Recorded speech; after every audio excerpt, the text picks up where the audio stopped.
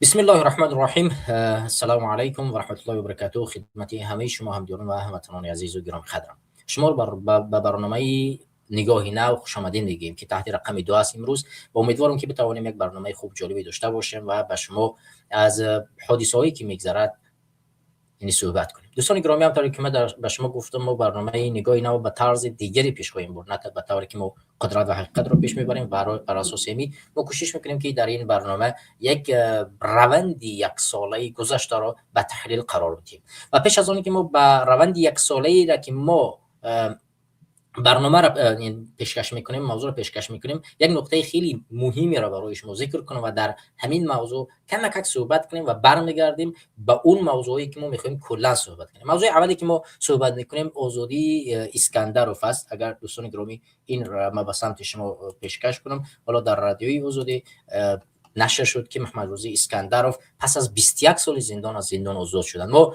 پیش از همه خوشحال شدیم از آزادی محمد رضا اسکندرov و این واقعا من خوشحال کرد و زیادی از مخالفان، مبارزین، مجاهدین و هر کسی که در روند تاریخی سیاسی کشور را نظر میکند خوشحال شد، خوشبخت شد که توانستن بعد از 21 سال با سلامتی کامل از زندان آزاد شوند و امیدوارم که در نزد زن و فرزند با سلامتی کامل میتوانند زندگی خود را پیش ببرند. من از نام خودم و از نام سازمان جوانان نیز محمد رضا اسکندرov را با آزادی تبریک میگویم، کلی ملت با آزادی ایشان تبریک میگویم و علاوه بر این به خانواده ایشان، نزدیکانش و تمام فرزندانش این آزادی را تبریک میگویم. بیایید از رادیوی آزادی در مورد محمد رضا اسکندرov یک نقطه را کمی میخوانیم و برمیگردیم بعد به موضوع اساسی که ما در اینجا گذاشتیم.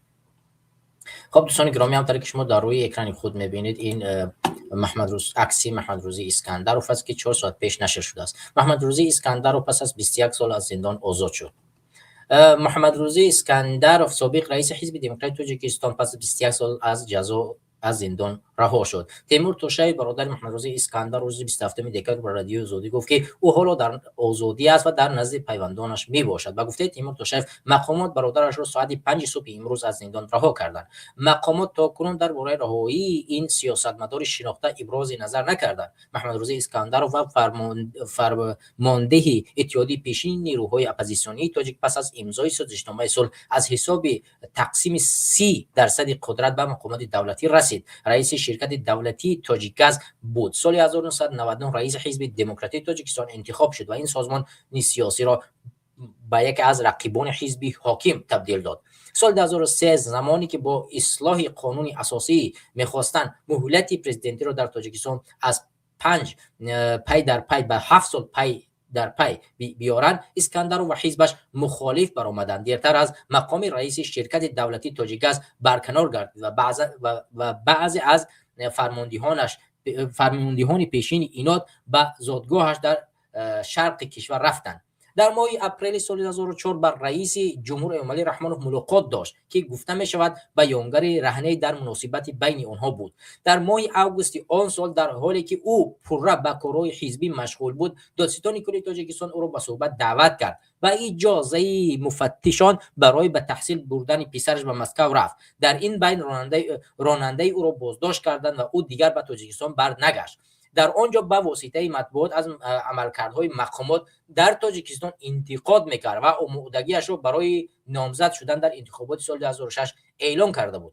9 دکبر سال 2004 در عرفه یک دیدار با معاون وزیر دفاع جنرال عبدالحلیم نظرزاده حاجی حلیم در روسیه بازداشت و در بهار سال 2005 رها شد، اما به 15 اپریل سال 2005 در مسکو ناپدید و به طور مرموز به دوشنبه آورده شد. دادگاه عالی تاجیکستان سال 2005 اسکندر را با گناه تشکیلاتی حمله به شکیده و دادستان ناحیه تاجیکاباد، غارت اموال تاجیکگاز، حفظ نگهداری سلاح و محافظ به 23 سال زندان کرد. او را همچون از رتبه جنرالی مایور محروم و پرداخت $500,000 به نفع دولت وظیفه‌دار نمودند.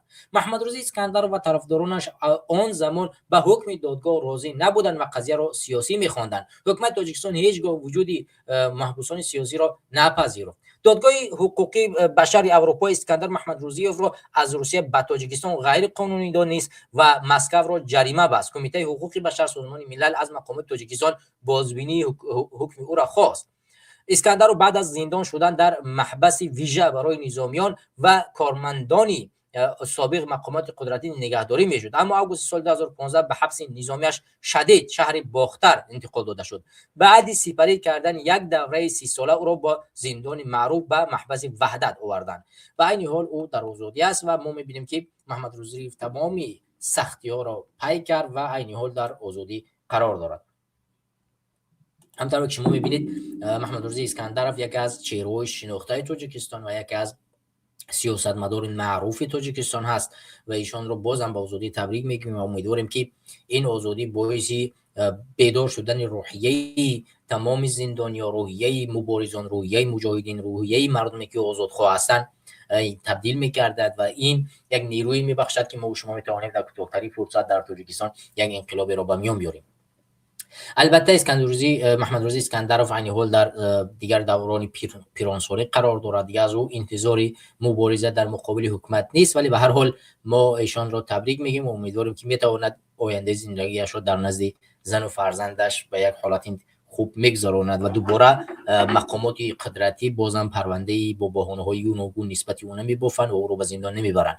ما میدونیم که ایمانی رحمانوف 10 نفرایی که از زندان آزاد شدن با بهانه‌های گوناگون اونها را چیکار کرد؟ دوباره اتهام زد و به زندان برد و ما امیدواریم که محمد روزی اسکندرov جزء آنها نخواهد بود. این بود سرسخن برنامه و کوتاه‌تر در مورد محمد روزی اسکندرov. برمیگردیم به برنامه اساسی که ما و شما صحبت میکنیم. دوستان گرامی و هموطنان عزیز، یکی از موضوعی که ما میخوام در این جا صحبت کنم این مسئله قربانی و زورآوری و کشتار مخالف مردم تاجیکستان در خارج از کشور و داخل است و در این موضوع ما بسیار بسیار طولانی خواهیم صحبت کرد. یک از موضوع اساسی برنامه ما خواهد بود که ما میدونیم که در مخصوصا در فدراسیون روسیه افزایش بدبینی نسبت مهاجران نسبت تاجیکان خیلی زیاد گشته است. خب مخصوصا بعد از حمله کراکو سیتی ما می‌بینیم که وضعیت بسیار شدیداً در حالت بسیار خطرناکی قرار گرفت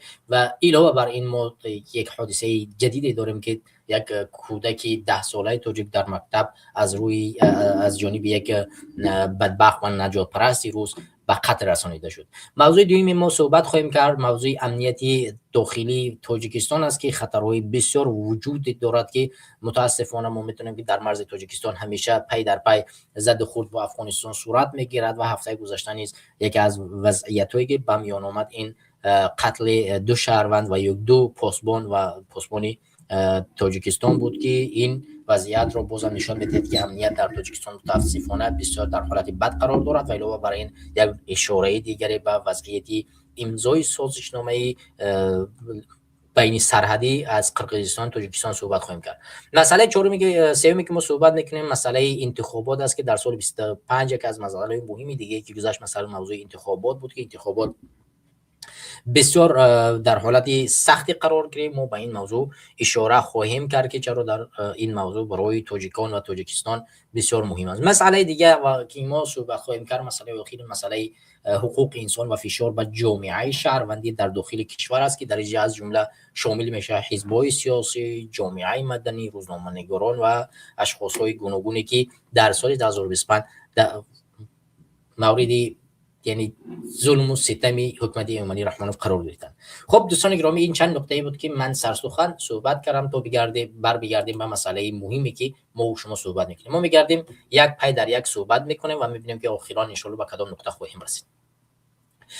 خب مسئله اولی که ما صحبت میکنیم مسئله قتل و کشتار و اشتراک تاجیکان در خارج است که چگونه شهروندان بود در خارج کشور قتل میشن، کشته میشن یا به جنگ‌های گوناگون برده میشوند که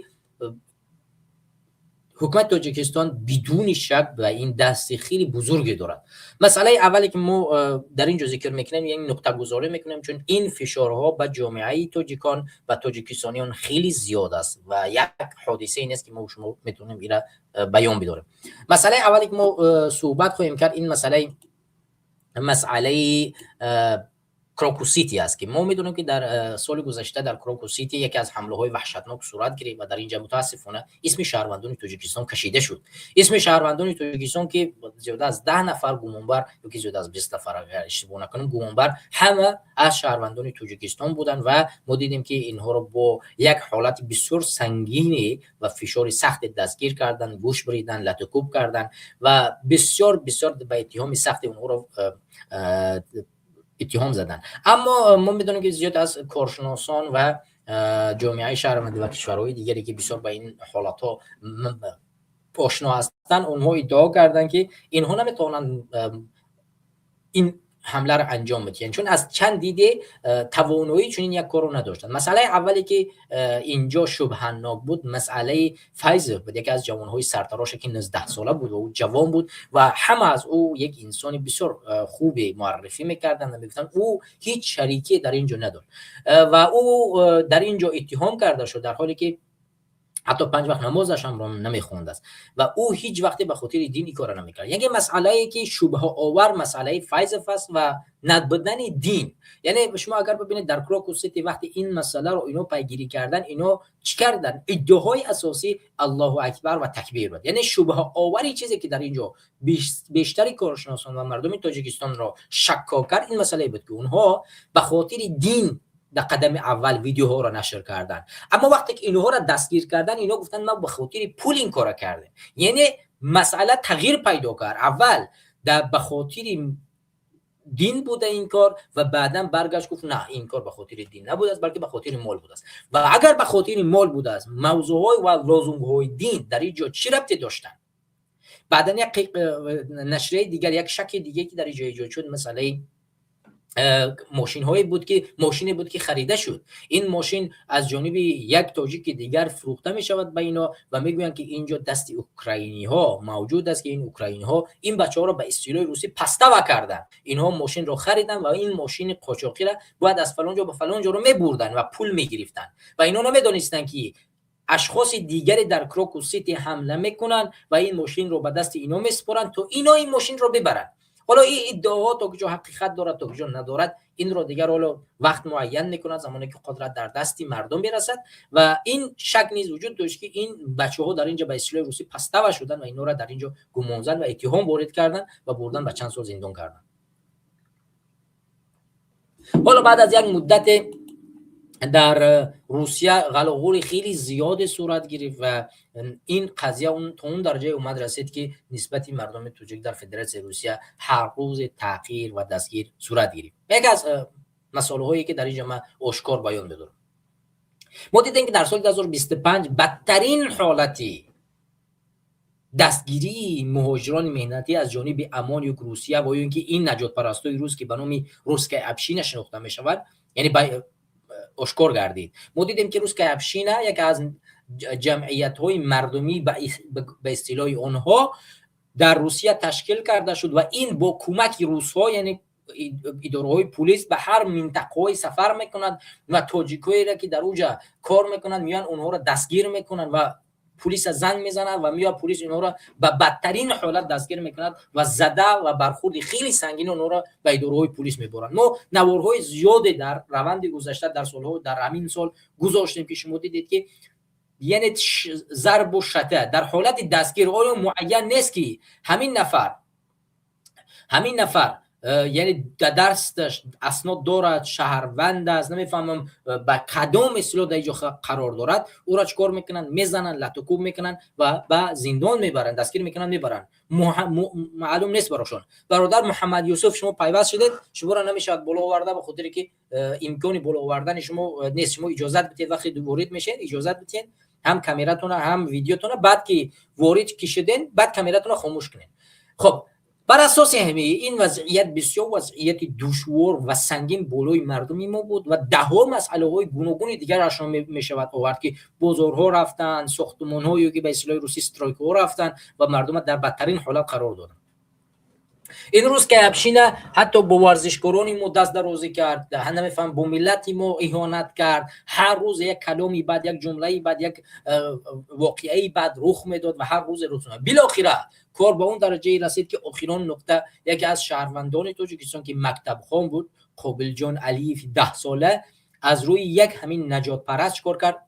قتل کرده شد، به شهادت رسانیده شد در داخل مکتب. طفل بیگناه و معصوم در داخل مکتب در حالت درس کشته می شود و اونم از جانب یک نجات پرست یا از جانب یک اعضای کسی که پدرش اعضای روسکی آپشین است و میآید دنبال صنفخانه ها میگردد و میکند یک آدمی که مهاجر باشد و او را پیدا میکند. اون قابل جان 10 ساله شهروند تاجیکستان است و او را به یک حالت وحشیانه چکار میکند؟ به قتل میرساند. و بعد از به قتل رسانیدن این کودک ما دیدیم که 10 روز اول واکنش از جانب حکومت روسیه اصلا موجود نبود و تا زمانی که رحمانوف برای یک سفری نمیفهم غیر معمولی به روسیه آمد و در اونجا ولادیمیر پوتین چیکار کرد؟ از مردم تاجیک چیکار کرد؟ تعزیه بیان کرد و گفت که کسانی که این کار کردن این همچون یک عمل تروریستی است و جواب میگویند. ولی حکومت عملی رحمانوف، خود عملی رحمانوف در این سخن اصلا حیرت زده شد، گفت که این قضیه بسیار قضیه است که من اصلا انتظارش رو نداشتم که شما چون یک کار رو میکنید. و بعد از این چه شد؟ بعد از فعالان یمین روسکی اپشینه در تمام جو از ولادیمیر پوتین انتقاد کردند که این چیکاری بود که تو کردی؟ حکومت نباید برای یک کارهای جزئی چیکار کند؟ رئیس جمهورش تعزیه بیان کند. شما میبینید فرزند ما رو میکشند، 10 ساله رو به شهادت میرسونند و میان میگن که نه نباید چنین اتفاقات صورت بگیرد و نباید یک کسی چیکار کند؟ حالت صورت بگیرد. اما در حالتی که یک دو تا جنایتکار در تاجیکستان، 2 تا روسی جنایتکار مواد مخدر فروش که 2 تا سمالیاتی و هواپیماهای بزرگی را پر از مواد مخدره داشتن در تاجیکستان دستگیر کرده شدند، در یک مدت کوتاه زیاده از 10 تا 20 هزار شهروند تاجیکستان از فدراسیون روسیه چیکار کرده شد؟ دیپورت کرده شد. یعنی ارزش 2 تا لیاچی که روس بالاتر از 1000 تا شهروند تاجیکستان برای روس هاست. ما امیدواریم که این قضیه بسیار وسیع پیگیری کرده می شود و مردم تاجیکستان چیکار نمیکنن؟ خاموش نمیشینن و این قضیه رو چیکار میکنن؟ به اون جایهایی که لازم است باید بیرحم برساننش. ما در همین یک هفته گذشته میبینیم که تمام بلاگران نمیفهمم بلاگران همش میرن به نزد خانواده همین شهید فقط به خاطر نوار گرفتن و چیکار کردن؟ نشان دادن به جامعه. شما اگر میروید از جیبه که مردم پول جمع میکنید میبرید و این مادر رو میتید، چرا باید یک مادر غمخوار را باید به شبکه‌های اجتماعی برارید؟ چرا یک مادر مسلمان غمزده را باید شما نوار بگیرید و پول را برید دست بتید؟ مگر در فرهنگ ما تاجیکا همین نیست که به این دستت خیر کن دست دیگر نفهمد؟ همین قضیه خیر کردن ما که این دستت بیدید دست دیگر نفهمد کجا شد؟ چرا از فرهنگ خودتون استفاده نمیکنید؟ از فرهنگ بیگانه استفاده میکنید. حالا همینجا قضیه اگر دیگر می بود که یک ملا میرفت یک پول میداد، شما هزارها میگفتید که این ملا خودنمایی کرد فلان بیسمدان کرد. چرا شما میرید خودنمایی میکنید؟ چرا آبروی شأن و شرف یک تاجیک رو پس میکنید؟ اون مادر مگر متهم بود؟ اون مگر طلبنده بود؟ اون مادر مگر به کمک شما نیاز داشت؟ اون مادر فرزندش رو از دست داد، دیگر نیاز به این پول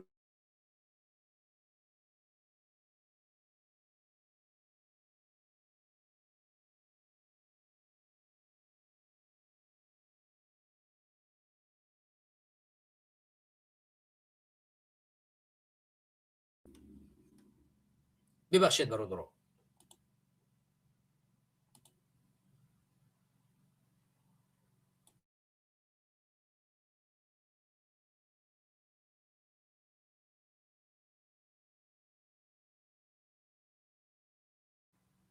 کو یک بار بچه‌ها بنویسید صدای ما هست؟ صدای ما هست در بخش مستقیم. ببخشید برادران کمی مشکلات اینترنتی رو. صدای ما هست بچه‌ها در کامنتاری؟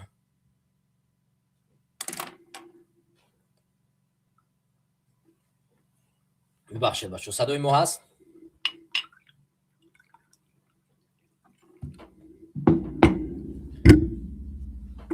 امیدوارم که صدای ما هست که در کامنتاری بنویسید بچه‌ها.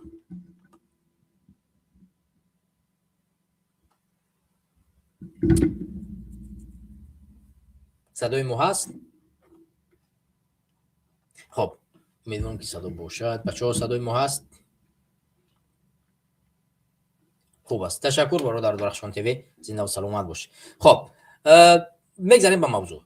یعنی مادری که منتظری خونبه های فرزندش هست در فدراسیون روسیه، از جانب 4 تا بلاگری بی‌نسب بوده پول داده می شود و او با کامera گرفته می شود که باید کامera کند و در پیش اینترنت با اون نشان بدهد که این مردم ببینید که ما آوردیم پول دادیم. خیلی قضیه بس است. این ننگ است، این طلبندگی است. اون مادر طلبنده و محتاج پول شما نیست. وقتی یک مادر فرزندش رو میکشن، اون چگونه باید که بیاد خونبه ها بگیرد؟ وقتی شما فقط خونبه ها با پول است، خونبه ها با آنی است که هر کسی که فرزندش کشته می شود باید خونبه های فرزندش توسط هر کسی که این کار را کرده است گرفته شود. یعنی اون نفر باید با جزای سنگین جزا داده شود و یا اینکه قتل من القتل، باید قتل کرده شود مثل که این قتل شد. اگر اعدام باشد دین ما چی میگوید؟ هر کسی را که کشتی باید تو اونه که یا میبخشد یا باید جان خواند هم میسپاری. این مادر حد امکان که در فدراسیون روسیه قانونهای زندان شدن است، باید همین فرزند دائما، همین انسانی که قابل جان به شهادت رسان باید یک عمر برباد زندان کرده شود. شما فهمیدید منظور در کجاست؟ و رفتن و پول دادن به خانواده این مادر هیچ وقت دردش تمام نمی شود. دردش هیچ وقت پوره، یعنی از بین نمی رود. این فرزند و جگربندش رو که بدون پدر سالها کلان کرد، سالها زجر کشید، علم آموخت، نیرو و مال و ملکش رو داد، این برای او دردش رو از بین نمیبرد. من همچون پدر این چیز مرا یعنی از بین نمیبره که یک کس بیاد این تحقیر میشود به من که یک کس بیاد که من بگیستم که فرزند تو کشته شد. این نمیتواند دردی مرا کنار بزند. بلاگران حلوگران وقتی میبرید پلمیتیت اون رو در ویدیو در جا نشان ندید. عیب است، شرم است. خی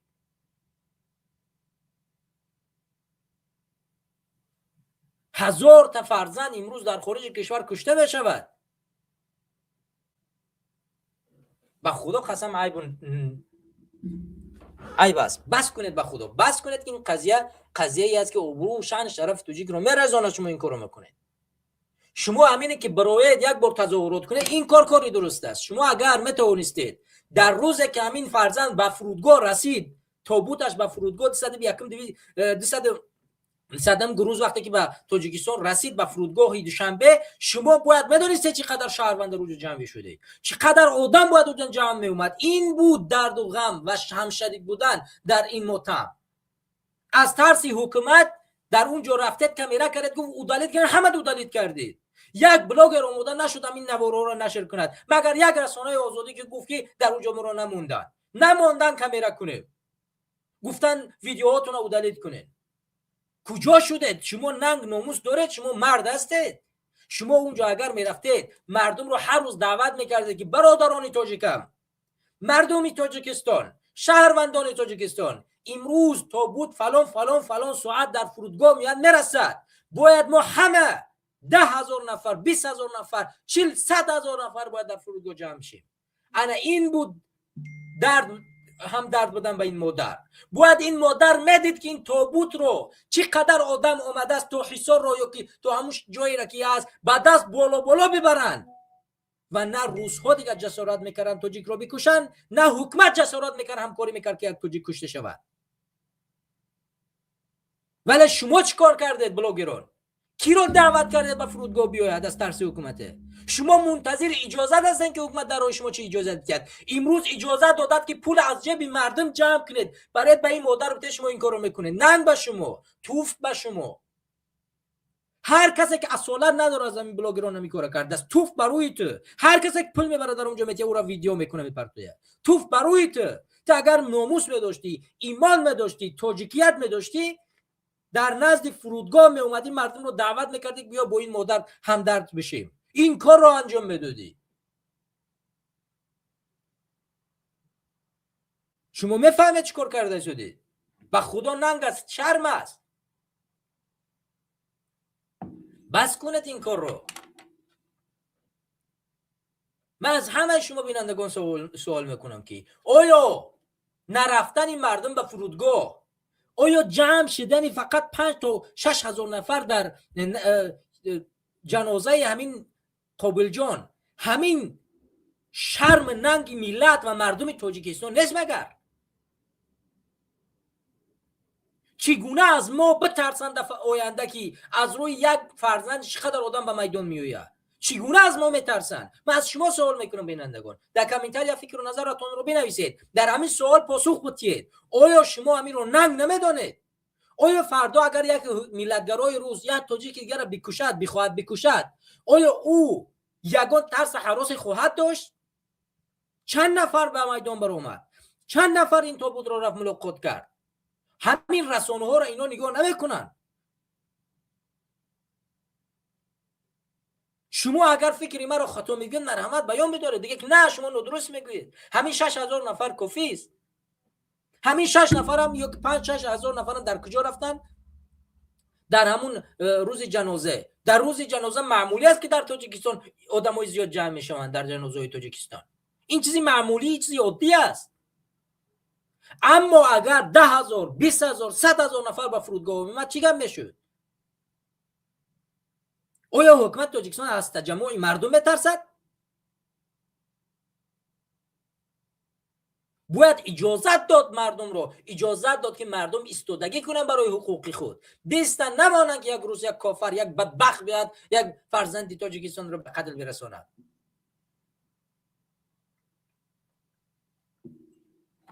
مسئله دوم، همین مسئله فشار. ببینید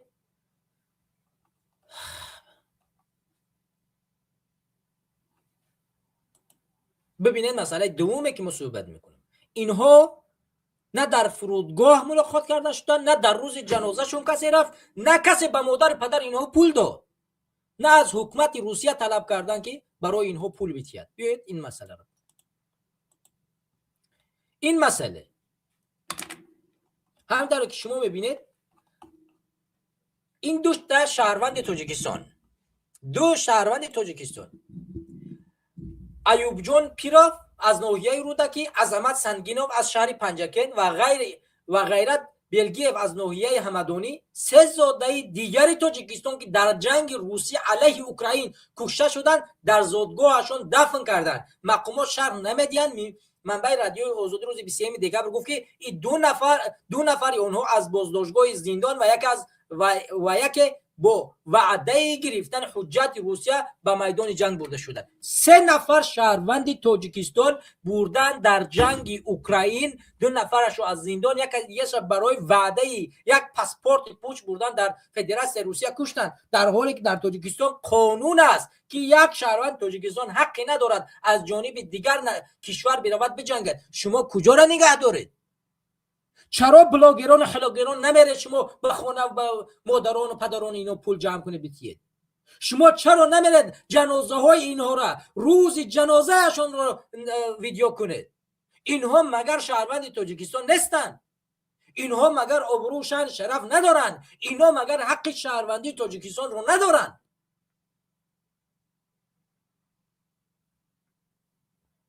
اوخه ای بچه، همین ننگم ناموس هم یک چیزی خوب است. اگر بی‌ناموس باشه، دیوس باشه، بگه ما بی‌ناموس دیوسیم.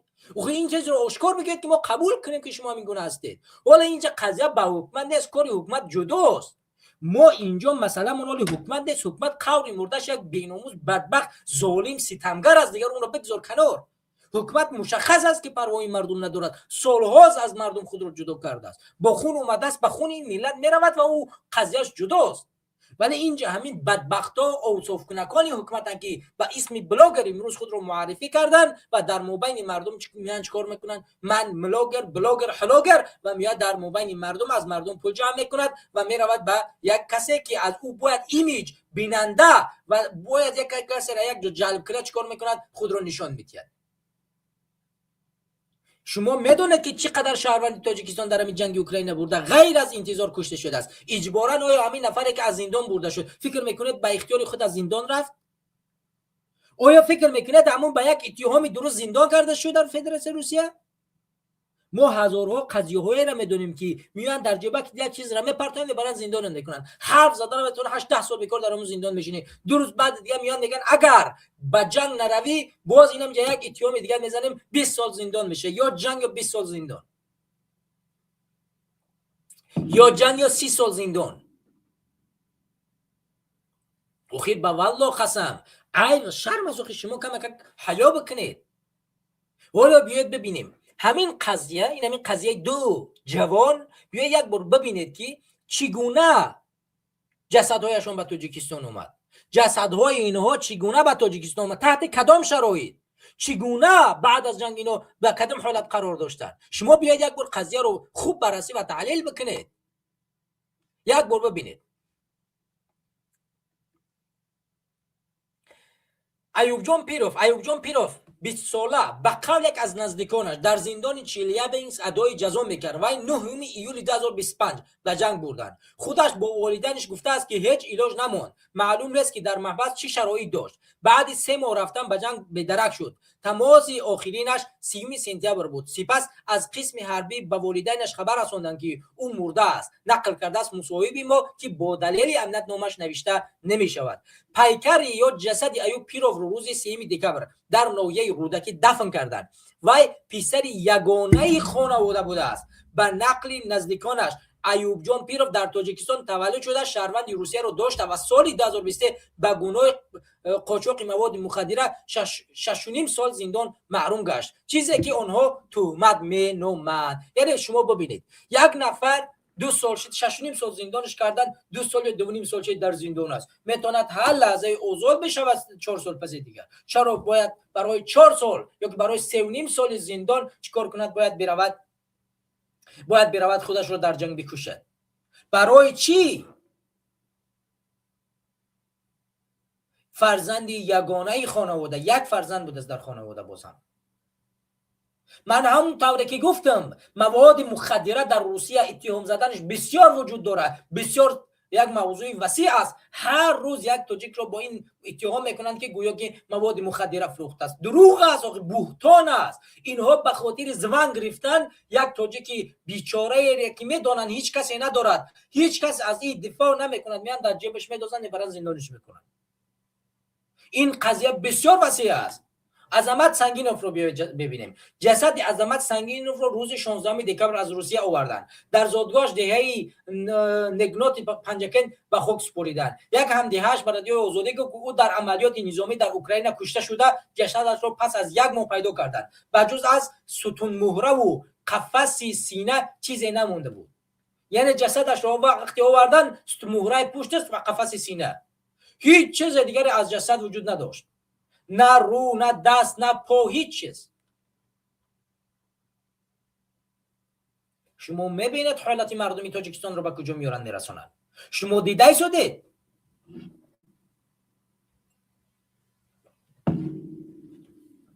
عظمت سنگینوف برای کار به روسیه رفت. سال 2023 برای نقض قاعده‌های بود و باش دستگیر شد. مقامات نظامی در زندان پیشنهاد کردند که اگر راضی شود به جنگ اوکراین نرود. در 6 ماهی سند اقامت 2 روز و او صاحب شهروندی خواهد شد. این پیشنهاد رو میپذیرد و به جنگ برده می شود. نقل کرد هم صحبت ما در شهر پنجکن از او یک پسر مونده است که حالا دانشجوست.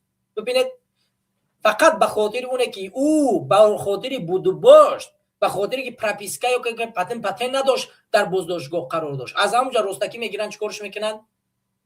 ریزا کرده به جنگ میبرنش. یعنی مغزشویش میکنن. مغزشویی همون گونه که داعش شهروندان تاجیکستان رو مغزشویی کرد به جنگ برد و 4,500 شهروند تاجیکستان رو به قتل رساند. امروز فدراسیون روسیه شهروندان ما رو به زور برای فریب، نیرنگ، تهمت، اتهام به زندان میبرد و در داخل زندان چیکار میکند؟ فشار میارد، بالایشون مغزشویی میکند و فریب میکند، به جنگ میبرد، چه از دیدگاه مالی باشد، چه از دیدگاه اسنادی باشد، چه از دیدگاه زور و فشار باشد. مغزشون میبرد، میگیره به جنگ میبرشون. این بدبختی تا کی باید ادامه کند؟ به خدا بس است. بیاید مسئله غیرت رو ببینیم. غیرت بگیه با قمانده جسد غیرت بگه فی 20 ساله از دهه ینگولد نوحیه همدانی روز 23 دکبر دفن کردن. یک از نزدیکانش در صحبت در رادیو آزادی گفت که وقتی تابوت رو برای شستن جسد باز کردن به جز سری سوخته و یک گوشی چپ دیگر اعضای بدنش نبود. ببینید اون رو نگاه چی میگه. خب یکی از نزدیکانش به صحبت رادیو وقتی که تابوت رو برای شستن جسد باز کردن به جز سری سوخته، یعنی سری که سوخته بود، ببینید خوب نگاه، سری سوخته بود و گوش چپ دیگر یگان اعضای بدنش نبود. یعنی از سری توقه را قطعی همون سری که سوخته بود قطعی یک گوش چپ دیگر یگان جای بدن همین انسان وجود نداشته گرفتن و آوردنش که همین فرزند شماست. همون سرم سوخته. اون مادر اون پدر چی میگوید؟ از این هم یک فرزند باقی مونده است. برادران و خواهران گرامی، زیاده از 1000 نفر فقط شهروند تاجیکستان طبق رسمی در اونجا جنگ میکند. 1000 نفر از داخل تاجیکستان فقط به اون چیزی که رسمی است. بعضی از دلایل ها میگه که زیاده تقریبا از 9 تا 10,000 نفر از شهروندان تاجیکستان در همین جا میجنگند. از 9 تا 10,000 نفر که یک قسمتش دو شهروندی دارد، یک قسمتش از زندان برده است، یک قسمتش به خاطر نمیفهمم یا شهروندش میتین اسنادش میتین، یک قسمت دیگه از زندان، همه زیاده از 10,000 نفر است. ما اگر که امروز به حکومت تنقید کنیم میتونیم سالها تنقید کنیم، ولی همین بلاگران و بلاگرایی که امروز میروند به زبانی بددراز گویا که از قابل جان دفاع میکنن، چرا خانواده اینها نمیروید؟ چرا پول به خانواده اینها نمیدهید؟ اینها را مظلومن، اینها را کشته شدن. چرا برای پرونده کروک و سیتی قضیه بلاگرا و حلاگری نمیکنید؟ چرا خانواده همین اشخاصی که امروز در کروک و سیتی اتهام زده میشوند، چرا خانواده همینا نمیروید؟ چرا نمیروید از اینا ویدیو بگیرید که چرا فرزند شما رو در اینجا اتهام میکنن؟ فرزند شما چیکاره بود؟ همین رادیو آزادی یک بار رفت خانواده اینها. چرا شما نمیروید؟ چرا پول نمیبرید؟ چرا از اونها دفاع نمیکنید؟ اونها متهم نیستن، اونها را اتهام وارد کردن. اونها در اینجا چیکار کردن؟ از جانب بین روسیه و اوکراین بین این دو مقامات قربانی گشتن. چرا اونجا نمیروید؟ چرا این قدر فرزنده که بلتکو با فشار از روسیه دپورت می شود، چرا یک بار نمیرد این قضیه رو بیان بدارید؟ میترسید از حکومت؟ میترسید دیگر اخی؟ چند تا قضیه رو برای شما بیارم، چند تا نوار رو برای شما نشان میدیم که لتکو، فشار، ضربه، نمیفهم جان 1000 نفر رو گرفتن، شما فقط میشینید نگاه میکنید، بعد اخیر ما نتوانستیم. خب این قضیه که نمیشود این کار کرد. شما یک بار بروید خانواده همین کسانی که از جانبی در جنگ کشته میشوند، چی زندانی باشد چی شهروند تاجیکستان باشد، یک بار بروید. چرا یک بار ویدیو نمیکنید که جنگ نره به شهروندان تاجیکستان؟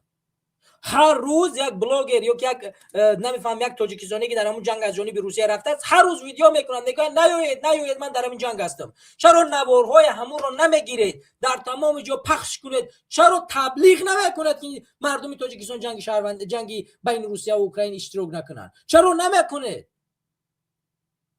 آخه این قضیه را شما باید بررسی کنید که شما باید وصیت کنید که شهروندان تاجیکستان نروند دیگر. اخی شما باید بررسی کنید. ما 1-3 سال میشود که همین جنگ ادامه دارد، هر روز میگوییم در تمام جا میرسونیم. شما چرا نمیکنید؟ میترسید از حکومت؟ آیا این قضیه سیاسی نیست کو؟ چرا حکومت را فشار نمیارید که نسبت اینایی که در جنگ میروند اشتراک میکنند پرونده جنایی روی کند، اونها را از اونجا بگیرد بیاد؟ قانون عفو 307 در کسانی که در سوریه و نمیفهمم در تمام دولت ها اشتراک کردن اونها را میکشه میارید اجازت میده در داخل تاجیکستان زندگی کنن. چرا نسبت اینا پرونده باز نمیکنید که مجبوری بیاین به تاجیکستان؟ چرا روسیه را فشار نمیارید که اینا را باز بگرداند؟ پس در توان شما همین چیز نیست، به شما اجازه داده نمیشود شما از حقوق شهروندی، از بلاگری مردمی نمیفهمم از اونه که دلتون به یک تاجیکستانی میسوزد حرف نزنید.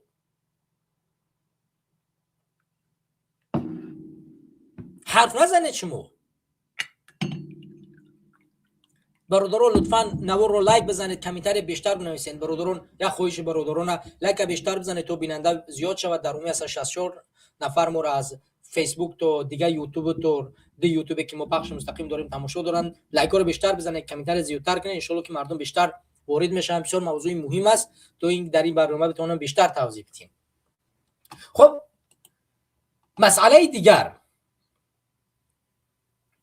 مسئله دیگری که ما بیان میکنیم، ببین دوستان گرامی، حال اگر من در همین تنها رسانه رادیوی آزادی یا اینکه در گوگل یک بارم که در همون جستجویش یک بار بنویسم که قضیه‌هایی که با ستمی تاجیکان در فدراسیون روسیه وجود دارد بنویسم، 1000 قضیه میآید، میلیون قضیه پیش میآید.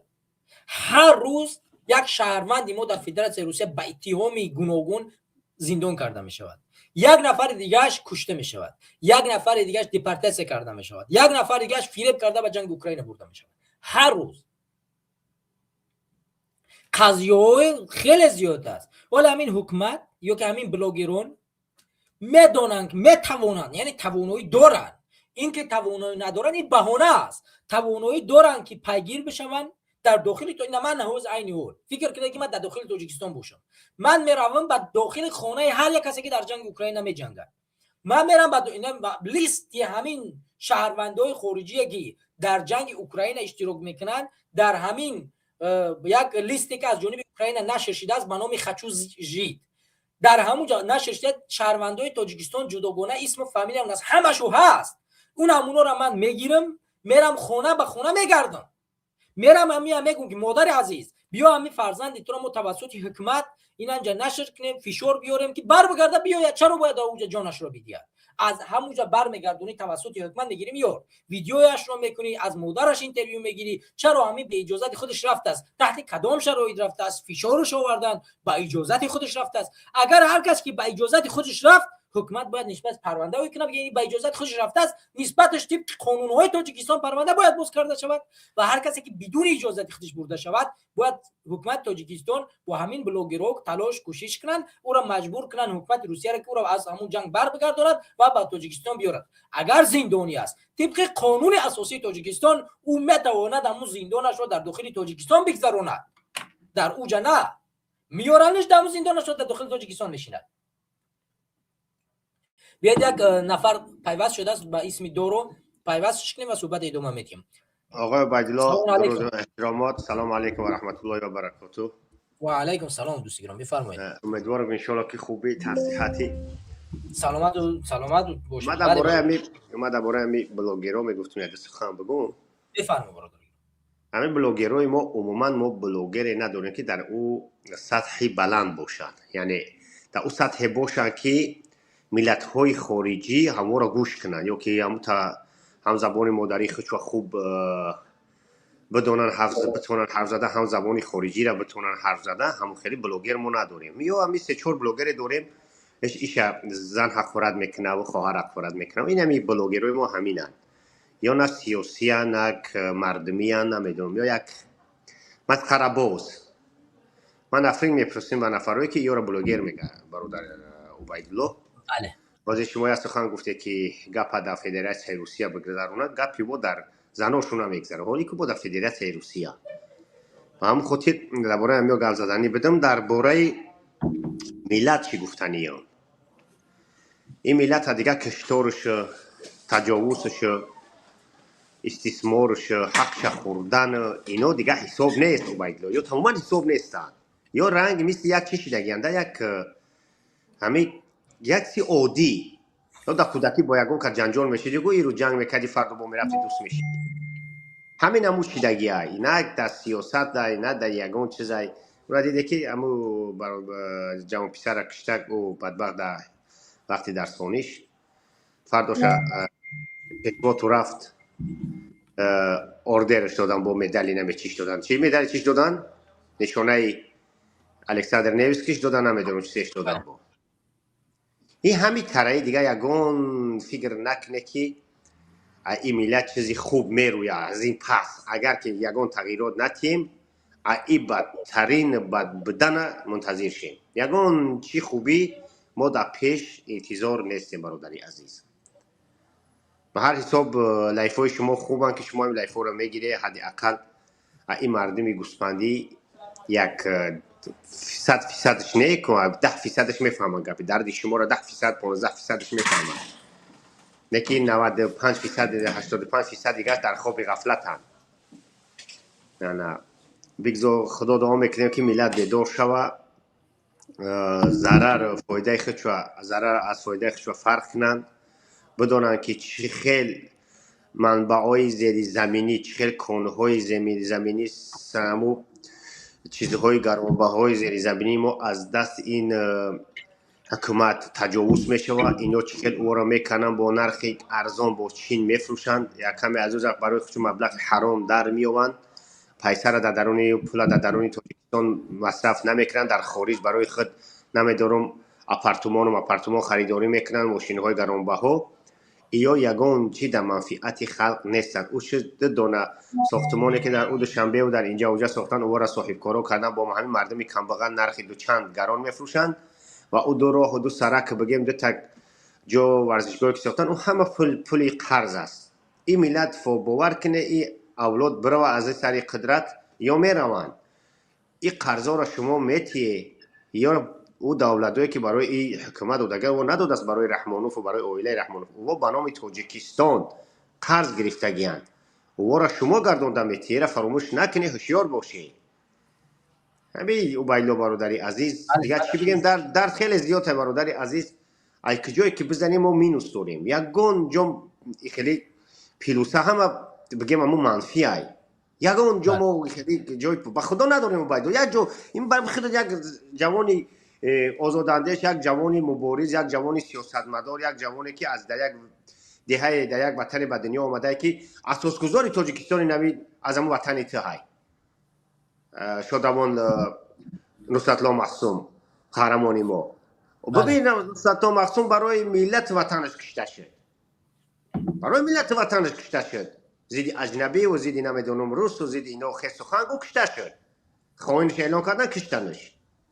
و هر حساب همین گفتنیم عبیدالله برادر عزیز، این ملت ما از همین منبرهای همین برادرها صدا میکنیم، صدای زاری و التجا و گریه میکردیم، به خدا در افیرها ما رفتیم گریه کردیم. خواهش تو میکنیم بیدار شوی، هوشیار شوی که تجاوز شده ایستادیم. اصل 21 چراغ ما نمیتین، حداقل همون انگشتنگ هایی که در کوههای ما هستن نعمت خداوندن. همه یک دولت پدر نعلت همون قدرتی را نداره که در هر ناحیه بیاره 100 تن 100 تن 100 تن 100 تن 200 تن بریزه بگه که حداقل همین عائله هایی که 100,000 سومان 2,000 سومان مبلغ ندارن که همین را دسترس کنن، برای همون 500 کیلویی مثل دولت شوروی نورما میدادن. یعنی هر یک عائله کم بیزاعت همون دولت کمک میداد. حداقل همین انگشتنگ نمیتونستن همین یک خیرمن کنن، از همون خیرمنگاه با همون ترازوها به همین مردم کم بیزاعت 10 کاپی میدادن که همین زندگی آسان میشید. این همیارا باید بیت فکر کنی. از همین دولت یگون کس در همین جا بگه که از همین پاسپورت میره میخری، دکتر میره با پول جراحی میکنی، دکتر میره با پول طبابت میکنی، میبخشه توالتش و پول. اوایی که از کوهسار میاد یگون میرلت چیش میکنم میرلت آب جمهوری همو با خدا قسم در حیات عمرش یک کارگری همو آب سری همو آب نمیره، سری چشمه نمیره. مردم هم را مهنت میکنن با دست، با پنجه، با کلن، با بیل که من نمیدونم با زاغنور میکنن تا در خانه را میرن. ملت آب جمهوری میره و چی میکنه با اصلی سامانیه بتیه کو عدالت برادرو. این دوران سری شما زنده و زنده تجاوز تو دوران، هر تجاوزی که در تاریخ نکرده در سری ما همی حکومت کرد سری ما کرد. این موسیقی تو میمونن دو بار کنوت و جنبارونه ای فراموش کنه که ای شما با بدبختی تو میبرن. فرهنگ ما رقص بازی نیست. این مردم فرهنگ ما رقص بازی و کنجنبانی نیست. فرهنگ ما سینا بود، فرهنگ ما بیرونی بود، فرهنگ ما خوارزمی بود، فرهنگ ما نمیدونم حافظ و سعدی و دیگرش بود. شما یک فرهنگ تمدنی بزرگ آورده، اخیش آورده با کنجنبونی. باید آدم از دین بدین باشد، باید مست باشد، رقص بازی کند. رقص بازی چیز است؟ تمدن فرهنگ تاجیکیت. همین امیر اسماعیل سومونی رقاص بود. همین اخیرا من میام همین استاد لایق شیرعلی رقاصه بود. نه یا مردای غیور بودن یا مردای با فرهنگ با شعور و با تمدن بودن که همین ملت ما تو حجر ایستاد. تا همین این سپس احتیاط کنه که ملت از بین میره و دیده که در همین مرز افغانستان ده تا قاچاقبر آمد تا افسر ما را کشت. و معلوم نیست که اولی ما افغانا کردن همه کارو دیگه سر افغانا بره. قرقیزستان دیگه تمام شد، گپش خاتمه شد. با ازبکستان مشکلی ندارن دیگه، گپش خاتمه شد. انا حاضر چیزا سر این 2 سال 1 سال دیگه چیزا این حکومت ما داره با افغانا سلامو افسرای ما را میبره در مرز امنیت خودش میکشه، میگه تا قاچاقبر کو هم قاچاقبر پدناله طرف شده مردم نشون بده. حرومزاده ها همواره پرونده بیاره ناس شده مردم نشون بده. روشش ما ببینیم خو باور تو کنیم. این صحنه بازی و صحنه سازی بس است دیگه. تو که با ما خیر بازی و شوخی و با تمسخر با مردم با تمسخر کار میکنه.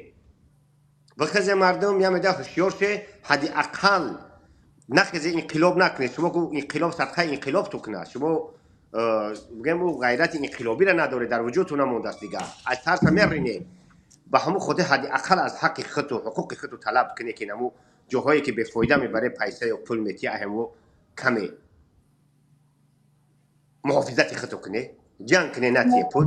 همین کروپسیا را عقد اقل خود ای بین بره. 2 نفری که از ما پول طلب میکنه لطش کنه همورا نتیش پول. و بعد قبیدن بگو باز من پول طلب کرد. برای پول طلب کردن زدمش. قانون تاجیکستان جاتر اجازت میتیه. همین را گفتنی و بایدو برادر عزیز چند دقیقه بگیم کم است. ما در همین لایف ها و در همین پخش های زنده شما برادر عزیز موفقیت میخواهیم. خداوند زبان دعایی با بروتر باشه و بایدلا افتخار ما هستید در برادر عزیز. سلامت باشید. ان شاء الله با در لایف های دیگر حضور میکنیم برادر. حتما تشکر از اشتراک. امیدوارم که بازم پیوست میشین صحبت میکنیم. زنده و سلامت باشین از اشتراک دوستان. تشکر از برادرایی که پیوست شدن و واقعا برادر بسیار نقطه‌های جالبی را ذکر کردن که هر قضیه که رخ میاد بسیار قضیه‌ای است که برای ما پیدا کننده باید باشه، اما متاسفانه برعکس میگرده. یعنی یک قضیه‌ای که باید ما را تکون بده، ملت بر بخیزه، همون ملت برعکس میشه. یعنی ما به تملق کاری رو آوردیم. همین قضیه قبول جون ملت رو میتونیش اتحاد کنه. مثلا ما میتونیم همین قضیه رو مثلا چرا من مثلا در همین قضیه ویدیو نکردم، چرا مثلا در همین قضیه حکومت انتقاد نکردیم، چرا در همین قضیه ما نخواستیم بلاگرها رو انتقاد کنیم در قدم اول، در همین قضیه نخواستیم سیاست رو ورید همین کنیم. میخواستیم این قضیه همچون یک قضیه مردمی بر بخیزه و مردم خودش این قضیه را یک قضیه جدی و بی‌ایستان تو ایستادگی کنند. وقتی قبول جان رو به تاجیکستان بردن دیدیم که یک مرد هیچ کس و نزد فرودگاه نامد. حتی اون درجه بدبختی صورت گرفت که حکومت اجازه نداد روزنامه‌نگارا کامera کنند در فرودگاه. چگونه در ایرپورت تو نمیمونی همون توبوت کامera کرده شود که مردم ببینه که چقدر تاجیکستانی درجه تجمع کرده است. حکومت میتوانست با یک اشاره یا یک تبلیغ تلویزیونی که فلان ساعت هواپیمای توبوت قبولجان به فرودگاه میاد، صدها هزارها وند تاجیکستان چیکار کنه در همونجا جمع کنه، ولی کار نکرد. برای چی کار نکرد؟ به خاطری که میترسه که مردم اتحاد شوند یا گپ شوند و هم فکر هم دل شوند. یعنی در درد یک مظلوم وارد یعنی هم درد شوند. این کار حکومت نمیخواد، به همین خاطر مردم چیکار میکنن؟ دور میکنن. و ما مردم چیکار میکنیم؟ میترسیم. ما همین قضیه رو سیاسی نکردیم ولی دیدیم که مردم ما متاسفانه به خاطر اینه که باید بر بخیزه اتحاد شود برعکس میکنه. بردن مردم ما رو تملق کاری فکر کردن که جان یک انسان رو به پول خریده میشود. بردن پول بیان بو کامera به مردم نشون میدید. این قضیه بدبختانه قضیه است. به خود این کار تو ننگ است. حالا ما برمیگردیم به مسئله دوم، امنیت مرزی. امنیت مرزی مسئله بسیار مهم است. من همونطوری که گفتم در نزد مرزی ما امسال چند نفر کشته شد، از جمله 2 نفر همین هفته 2 نفر در مرز کشته می شود. با جای اینه که حکومت تاجیکستان ایستادگی کند بیستد، میگه که من از حکومت طالبان میخواهیم که همین 2 نفر رو، کسی که این 2 نفر رو کشته پاسخی، یعنی پاسخ بده یا که بخشش از ما بپرسد. با یک بخشش جون 2 نفره که سرباز این ملت هست، مرز این نفر، امنیت این مردم رو حمایت میکند، یعنی پاسخ میگیریم ما. یک کس بگوید که بخشش که خیلی ما 2 نفر کشتیم، تمام. یعنی حکومت تو این درجه را پایان فرموده است که میگوید در عوض کشتن 2 سرباز از ما فقط عذر بپرسید. یعنی باید سربازای ما امروز بدانند، ببینند که در عوض جان شما حکومت فقط یک عذرخواهی میپرسه، میگه که عذر بپرسه خلاص، جان سربازی ما ارزش ندارد. در حالی که 2 هفته پیش در برنامه من وجود داره، شما بتونید نوار رو تماشا کنید، یکی از مایور است اگر اشتباه نکنم، در چرخبال در بالا با نوار میگه که طرف حکومت طالبان که شما نگاه کنید، شما مرز ما را گذاشتید، شما قانون مرزی را اجرا نمیکنید، شما در زمین تاجیکستان تیلا میگیرید. اگر شما همین آدماتون را نگیرید ما چاره‌بینی میکنیم. در حالی که حکومت تاجیکستان در همین خیلی موضوع حق دارد که همون انسانی که مرز ما را گذشته است بپراند، بکشد، ولی اینها جسارت نکردند. اما وقتی یک تاجیکستانی کار میکند، طالبان میکشند. حکومت تاجیکستان از ما عذر بپرسید، خیلی ما بخشش میپرسیم، هیچ هم نیست. آخه این قضیه اینجور پیش نمیره، اینطور پیش نمیرود. مرز قاعده و قانون دارد و خیر. خونبهای یک سرباز چی معنی دارد؟ باید همین سربازا امروز باید راهبرشون انتخاب کنن. راهبر شما کیست؟ راهبر شما ملت است یا رحمانوف است؟ راهبر شما تاجیکستان است یا که رحمانوف است؟ شما میتوانید توانایی در یک روز بخیزید رحمانوف را انقلاب کنید. شما در توانتون هست این چیز؟ به خدا قسم هر روزی که این قضیه ها برمیآید ما شما میبینیم که مسئله بسیار بد میشود. مسئله مرز قرقیزستان، ما دیدیم که چند منطقه چورکو به قرقیزستان داده شد. منطقه سین اهالی تاجیکستان به قرقیزستان داده شد. از یک منطقه خیلی بدبختی به تاجیکستان از اونجا چیکار کرده شد؟ زمین گرفته شد. چرا منطقه آبدار، منطقه بهتری تاجیکستان گرفته به قرقیزها داده شود؟ این چگونه گفتگو حل کردن مسئله مرز است؟ گویا که نوشتن و مرز امروز مشکلاتش با قرقیزستان حل. خدا را شکر. اما چرا باید زمین ما داده شود در عوض یک زمین پوچ؟ این زمین سالها در دست ما بوده است. این زمین رو صاحبش ماییم. تاریخ گواه است، تمامی مردم گواه است، کتاب ها گواه هستند که این زمین مالی ماست. قرقیزها 150 سال پیش اومدن اینجا زمین نداشتن، اینا اومدن تا چارواهای ما را بچرونن. اینها زمینشون اینجا نیست، روس‌ها اینا رو به اینجا آوردن. این زمین مالی ما است، ما صاحب این سرزمینی. با خدا عیب و شرم است، حیا کنید. یک میده این دوم مراتب است که در مسئله حفاظت سرحدها چکار میکند؟ در 1 سال گذر میکند با قرقیزها با افغانها، در حالی که در گذشته اگر ما تاریخ رو نظر کنیم 10 بار حکومت امام الرحمن رو گذر کرده است. با چین سرزمین ما رو فروخت سال 2011 و 12. این قضیه تکرار و تکرار و تکرار می شود هر روز. به خدا قسم شرم و حیا کنید. مسئله سوم، انتخابات پارلمانی. ما در سال 2025 مسئله انتخابی پارلمانی داشتیم. در انتخابات پارلمانی 4 تا حزب کیسگی و حزب حاکم به قدرت رسید. 7 تا حزب رسمی در تاجیکستان است. 8 دانه بودن حزب نهضت اسلامی تاجیکستان، ولی سال 2015 حزب نهضت اسلامی تاجیکستان بیرون کرده شد، ممنوع کرده شد و 7 حزب رسمی در تاجیکستان است که حزب سوسیال دموکرات تاجیکستان برابری محمد زائیروف بود که ظاهرов از دنیا درگذشتن و جانشین او یک نفر دیگر شد که بعدا معاون او شکرجان حکیمov زندان کرده شد و این حزب در پراکندگی قرار دارد. برای 6 حزب دیگر در داخل تاجیکستان فعالیت میکنند. این حزب‌ها همش کیسگی اند. یگان حزبی ها که بتواند یک مستقلیت را پیش ببرد و در تاجیکستان صدایی در مقابل حکومت باشد وجود ندارد و همین حزب‌های کیسگی یکیش 5 نفر، یکیش 3 نفر، یک نفر وارد پارلمان شدن و با تمام رعیت به حزب حاکم رأی میدهند.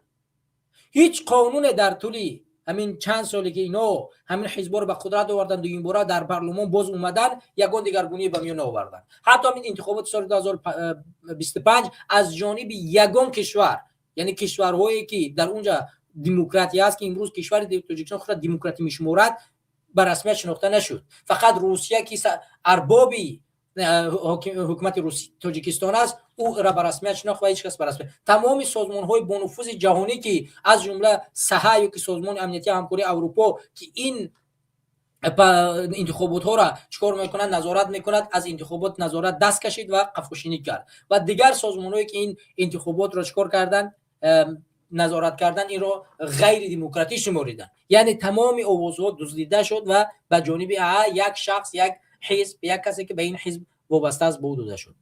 این دوم مسئله سوم. مسئله چهارم مسئله حقوق انسان و فشار به جامعه شهروندی در داخل تاجیکستان است.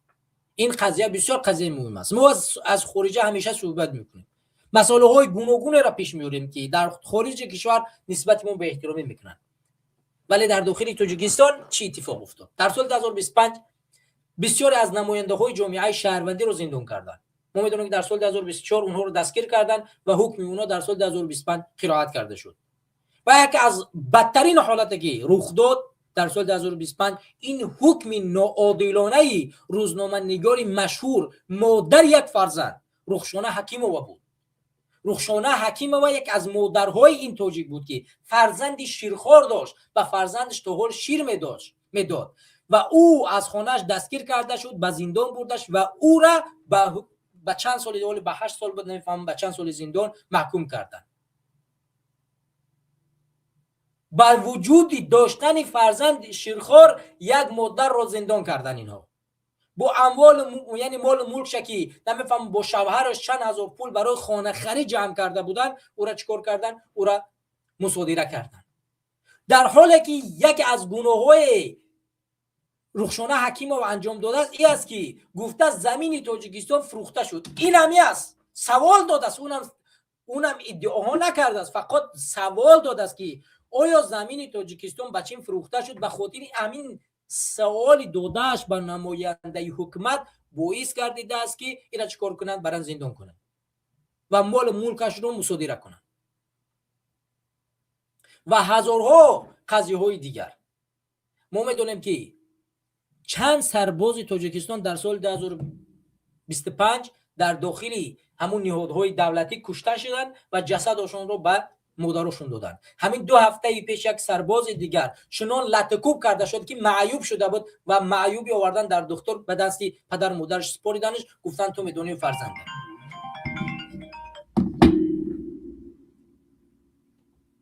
یعنی شما قضیه رو با این درجه رو درک کردید که وضعیت تا کجاست.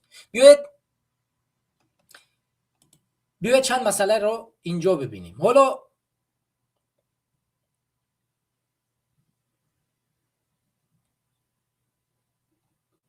ببینید مسئله ها رو از اینجا ببینیم. من چند قضیه رو برای شما نشان بدیم. این 5 چهره سیاسی، 5 چهره سیاسی که در سال 2025 زندان کرده شدن و رخشانه حکیمova در بخش اینا بود 6 نفر. این همطور که شما میبینید 5 نفر از چهره‌های معروف تاجیکستان که در گذشته همراخوان ظریفی وزیر کارهای خارجه تاجیکستان بود. خب این نفری که شما در عکس میبینید اگر اسمش در یادم بیاد رئیس حزب دموکراتی تاجیکستان بود، حالا اسمش در یادم نیست، اینش معاون حزب دموکراتی تاجیکستان بود. شکرجان حکیمov معاون حزب سوسیال دموکراتی تاجیکستان بود. حالا چندین نفرها با اتهام میگوید که در تاجیکستان انقلاب میکنن و از 20 سال بالا از 18 سال بالا زندان کرده شدن و بدترین حالت این حالتی رخشانه حکیمی بود و این نفرها همش در سال 2025 زندان کرده شدن. حالا من میتونم قضیه‌های گوناگون دیگر رو در اینجا برای شما بیان بدارم که در سال 2025 زندان کرده شد، از یعنی رخ دادن. من چند قضیه دیگری را به سمت شما میرسونم.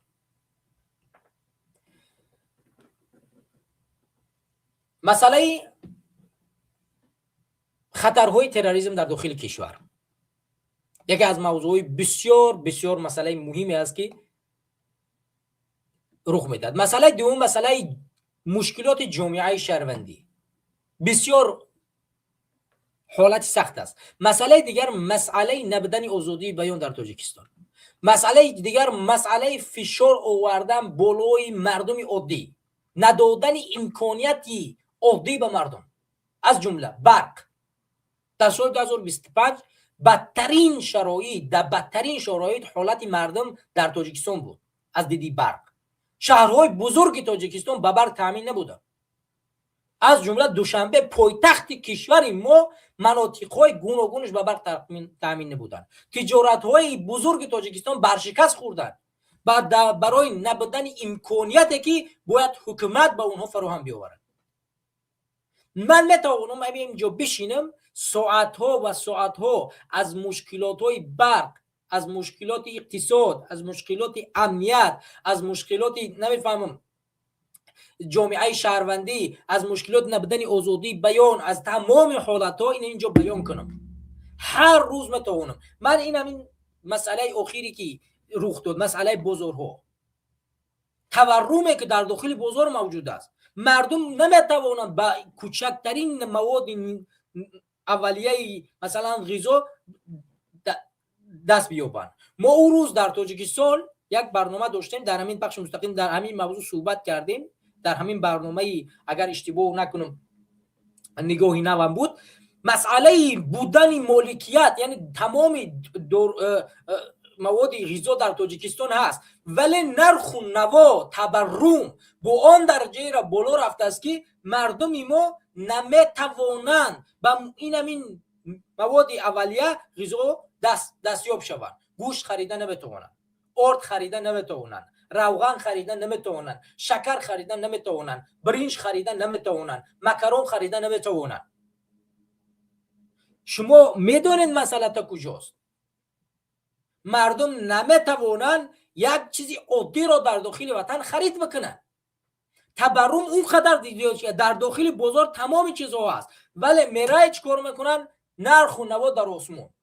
در همین 2 هفته پیش خود حکومت رفت چندین نفر رو جریمه کرد، در رسانه ها هم نشر کرد که اینها نرخ نوا را بالا میبرند. حالا امکانیت رو شما فراهم بکنید تا مردم بتوانند از شما خرید کنند تا بازارگان ها نرخ نوا را بالا نبرند. یک مثال عادی تان میزنم. همین آرد یا که گندم در تاجیکستان در نرخ خیلی آسمان است. ما از قزاقستان میگیریم به نرخ کوتاه قیمت. ما میتونن از قزاقستان همین آرد بیاریم، همین آرد از ما به ما ارزان میرسد ولی چرا در تاجیکستان یک باره نرخی به آسمان میرسد؟ برای چی؟ برای که مناپوله شدگی است از جانب خانواده امامعلی رحمانوف و هر آردی که به تاجیکستان میآید از جانب کی است؟ از جانب خانواده رحمانوف و دیگر تاجران حق ندارند و او هر پول را که میخواهند بالای آرد میمانه و به مردم میفروشه. همین گونه مسئله مثال عادی. آیا میدونید امروز روغن پخته در تاجیکستان در مناپول در دست کی است؟ چرا امروز روغن در تاجیکستان ارزان نیست؟ مال ماست. چرا ارزان نیست؟ به خاطری که مناپول شده است و باید این چیز چکار کرده شود؟ از جانب خانواده رحمانوف قیمت فروخته شود تا جیب آنها پر کرده شود. مثال میگیریم، اگر همین آرد از جانب از خارج کشور به تاجیکستان آورده می شود و اگر همین حکومت بگه مثال میگیرد که میگه که من رستماش که آرد میبردارم، همین آرد دیگر در تماژنی در مرز یگان چیز نمیسپرد، به خاطر که مواد اولیه هست و این نیاز به مردم نیاز به دارن. من دیگر یگان چیز نمیگیرم. هیچ نفر حق ندارد بالای ارد یک دیرم پول بماند. فقط برای بیار مناپول، یعنی هر تاجیک حق دارد از هر کشوری که گندم ارزان میواد به تاجیکستان بیارد. شما مطمئن باشید که در یک هفته تاجیکستان پوری ارد میشود، پوری گندم میشود و مردم چونان ارد رو ارزان خواهند کرد که تاجیکستان به گلگل شکوفان میشود. همین گونه روغن، همین گونه شکر و همین گونه دیگر چیزها. من یک زمانی در تاجیکستان سال 2012 وقتی رفتم، یک دوست ها یک پیشنهاد کرد، گفت که بیا بریم اپارات ها در $3000 یک اپارات است در چین، به خاطر ما بیاریم که لبلبون رو ما همینجا بکاریم، لبلبون ها رو از مردم بگیم شما بکارید، ما بخریم، ما شکر رو استحصال کنیم در داخل تاجیکستان. این یک تجارتی است که در تاجیکستان شکر رو ما میتوانیم فراوان بسپاریم. ما خواستیم همین کار را بکنیم، چرا نشدیم تجارت کردن؟ من مجبور شدم پولی که به خودم به تاجیکستان برده بودم برعکس به روسیه بر بکشم بیارم. برای چی نکردم همین کار را؟ چون اگر ما این کار را میکردیم به برق تامین نبودیم، برق در منطقه ناحیه رشت نبود، ما چگونه میتونستیم بدون برق همین تجارت خودمون رو پیش ببریم؟ امکان نداشت، تجارت ما مفلس میشد. پس من مجبور شدم که پول را که به داخل تاجیکستان بردم به خاطر تجارت برعکس بگردونم به فدراسیون روسیه بگردونم. یعنی وقتی که ما از مشکلات حرف میزنیم، مشکلات اساسش رو کی میارد؟ خطی حکومت. اگر حکومت اجازت بتید مناپول نکند، مردم رو تامین بکند، مطمئن باشید که همه چیز در تاجیکستان ارزان میشود، حتی همین ارد. شما یک بار ارد رو مقایسه کنید نرخش رو با قزاقستان و تاجیکستان. شما فکر کنید که یک تاجر، اینم حساب کنید، یک تاجر از خودی قزاقستان ارد رو بخرد بیارد به تاجیکستان چند سو میشود؟ شما چقدر مصرف میکنید یا ارد بیارید و چقدر دبولش میمونید؟ به خدا قسم من مطمئن هستم که از 100 سومون زیاد قبچه‌ور یا 150 سومون یک قبچه‌ور زیاد نمیشود. در قزاقستان ارد اونقدر گران نیست، در فدراسیون روسیه اونقدر گران نیست. حتی ما اگر یک حکومت مردمی با میون بیاید، میتواند زمین های فدراسیون روسیه خیلی زیاد است، بیاید شرطنامه ببندد، بیاید فلان زمین ها را برای ما واگذار کنید تا ما اینجا گندم بکاریم، ما تکنیک از خودمان، مردم از خودمان، ما در این اینجا را اجاره برای شما میسپاریم، ما این اینجا گندم میکنیم برای خودمون. زمینای فدراسیون روسیه خیلی زیاد است، مردم خودت میبری کار میکنه، تکنیکت هم میبری، گندم رو میکشی و تاجیکستان میوری. هزارها راه روشی هست که ما میتوانیم از دید دیپلماتی مشکلات مردم خودمون حل بکنیم، ولی نیاز به علم است، نیاز به دانش است، نیاز به یک دیپلماتی است که میتواند در گفتگو پیروز شود. شما میتوانید که امروز دیپلماتیا، علم، دانش در مقامدارای تاجیکستان وجود ندارد. اینها از علم، از عقل، از منطق استفاده نمیکنن، ولی وقتی که ما اینجا حرف میزنیم برایشان پیشنهاد میکنیم، فردا در خونه ما میروند و میگن که فرزندتون رو بگویید بیاید. حالا شما مشکلات مردم رو حل بکنید، من خودم میروم، من نیاز به اینجا بدن ندارم. همین مشکلات مردم رو حل کنید، خود این مردم به من نیاز ندارن، به حرفای من نیاز ندارن. من خودم برمیگردم میرم اگر همین مردم نیاز به من نداشتن. شما همین شرایط رو مهیا نمیکنید که مردم رو میارن به مخالفت و تنقید کردن شما.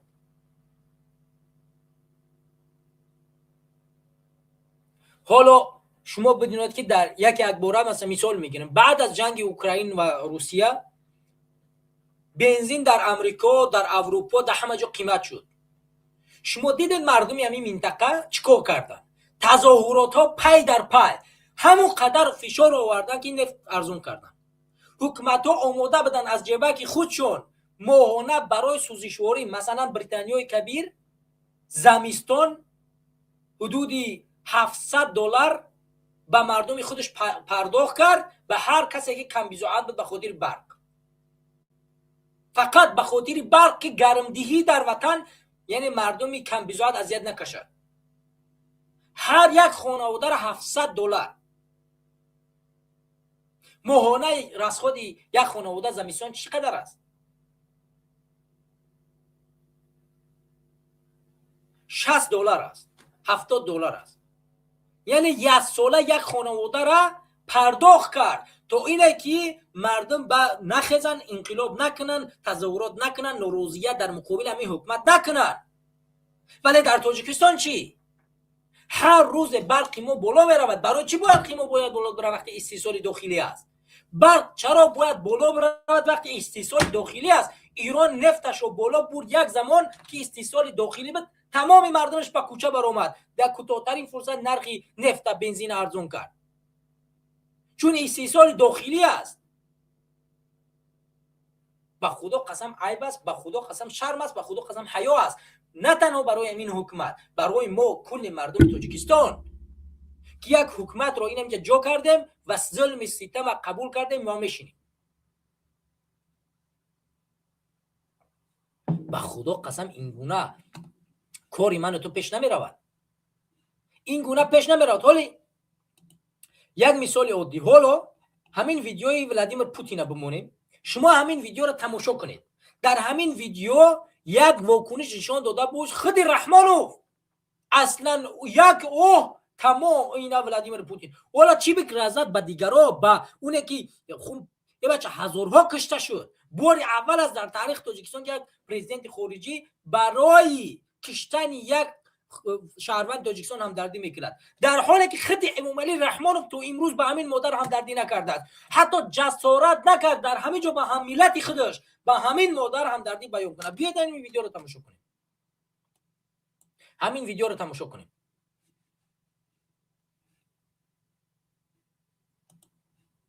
Начать нашу двух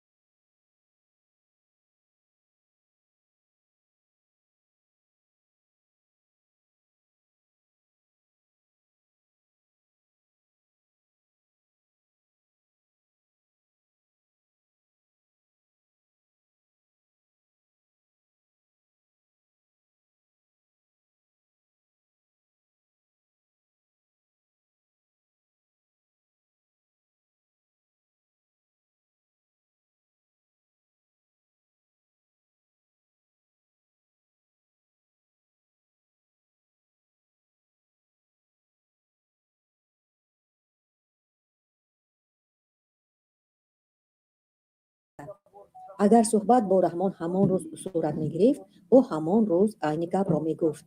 اگر 2 سال بعد با رحمان گپ میزد، 2 سال بعد میگفت. تا زمانی که به او سوال ندهند پاسخ نمیگوید، اعتراف هم نمیکند. این کشوری دموکراتیک نیست که حکومتش پاسخگوی هر چی که در دوستان عزیز، چرا صدا نیست؟ صدا باید باشد، من نمیفهم. خب بگذار بمانیم، صدا نیست. در عموم صدا خوب شد، صدا خوب شد. وقتی که من به نظرم از استودیو خارج میشم صدا نباید باشه، صدا نیست. ببخشید دوستان گرامی. хотел бы со слов искреннего соболезнования اظهار تسلیت ولادیمیر پوتین به امامعلی رحمان در رابطه با مرگ نورسی 11 ساله تاجیک بعد یک هفته قتل قابل جان علیف و ظاهرا زیر فشار واکنش وسیع جامعه تاجیکستان و دیگر کشورهای منطقه. совершение терактов в отношении детей. عملیات تروریستی به خصوص نسبت به کودکان بسیار جنایت نفرت انگیز است. بی شبهه تحقیقات کامل صورت میگیرد و گناهکاران اگر چند نفر باشند جزایی سزاوار خواهند بود. Несколько человек, безусловно, будут наказаны в полном объеме. اگرچه در گذشته از این قبیل جنایت‌ها نسبت به تاجیکان در روسیه بارها رخ دادند، اما امامعلی رحمان گفت این حادثه غیر منتظره بود.